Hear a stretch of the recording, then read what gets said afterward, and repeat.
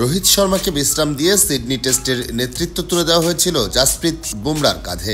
তবে দ্বিতীয় দিন মধ্যাহ্ন বিরতির পর চোট নিয়ে মাঠ ছেড়েছেন এ পেসার, হয়েছেন হাসপাতালেরও শরণাপন্ন।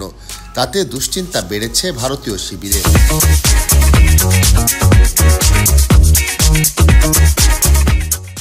সিডনিতে বর্ডার গাভাস্কার ট্রফির শেষ ও পঞ্চম ম্যাচে মুখোমুখি হয়েছে ভারত অস্ট্রেলিয়া।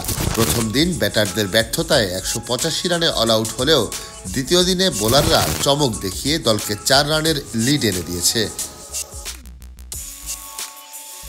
তবে স্বস্তির দিনে বড় অস্বস্তি অধিনায়ক ও দলের তারকা পেসারের ইনজুরির শঙ্কা। দ্বিতীয় দিনের শুরু থেকেও দুর্দান্ত ছিলেন বুমরা। আগের দিন উসমান খাওয়াজাকে আউট করার পর আজ শুরুতে সাজঘরের পথ ধরান মার্নাস লাবুশেনকে। এদিন মধ্যাহ্ন বিরতির পর সতীর্থদের সঙ্গেই মাঠে নামেন বুমরা। তবে ১ ওভার বল করার পরই চোট নিয়ে মাঠ ছাড়তে হয় তাকে।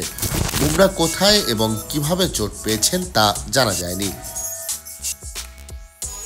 ড্রেসিং রুমে তাকে পরীক্ষা করেন ভারতের টিম চিকিৎসক।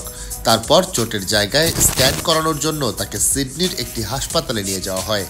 স্ক্যানের রিপোর্ট পাওয়ার পর বোঝা যাবে বুমরার চোট কতটা গুরুতর। তার অনুপস্থিতিতে ভারতকে নেতৃত্ব দিচ্ছেন বিরাট কোহলি।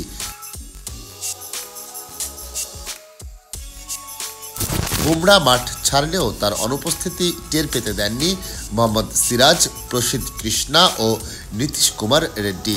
৩ পেসার মিলে অস্ট্রেলিয়ার ব্যাটিং লাইন আপে ধস নামিয়েছে। তাতে ১৮১ রানে থেমেছে অজিদের প্রথম ইনিংস।